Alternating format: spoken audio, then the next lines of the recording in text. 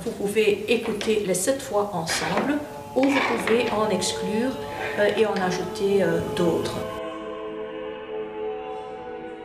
Les manuscrits du XVe et début du XVIe siècle reprennent vie, à travers plusieurs mélodies connues sous le nom de polyphonie. Le KBR Muséum se renouvelle en combinant visites visuelles et auditives. On explique dans le musée un peu qui sont les figures importantes, les compositeurs, etc., les musiciens. Et on le fait à travers, bien évidemment, des manuscrits musicaux, souvent magnifiquement illustrés. Mais on a également une installation interactive. On a beaucoup de musique dans le musée. Le musée propose un dialogue entre manuscrits, musique et peinture, une approche pluridisciplinaire pour découvrir l'époque bourguignonne autrement. Un manuscrit aussi a plusieurs aspects.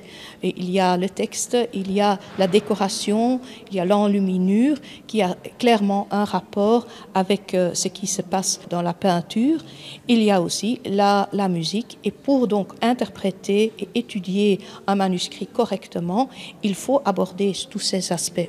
Un nouvel aspect qui fait partie du projet Maître de la polyphonie. Au cœur de ces mélodies, la polyphonie franco-flamande. Dans cette période-là, nos régions étaient assez importantes. C'était les Pays-Bas méridionaux, les Pays-Bas bourguignons qui dirigeaient la scène musicale européenne. Ce voyage musical a aussi pour objectif d'attirer la curiosité d'un plus large public, qu'il soit féru d'histoire ou non. On souhaite évoluer, on souhaite s'ouvrir et toucher un public le plus large possible. Là, je pense qu'avec la musique, on va à nouveau toucher un autre public. Le KBR Muséum ouvre ses portes dès demain avec un week-end d'ouverture festif. DJ, concerts et autres activités seront au rendez-vous pour célébrer le nouveau chapitre musical du musée.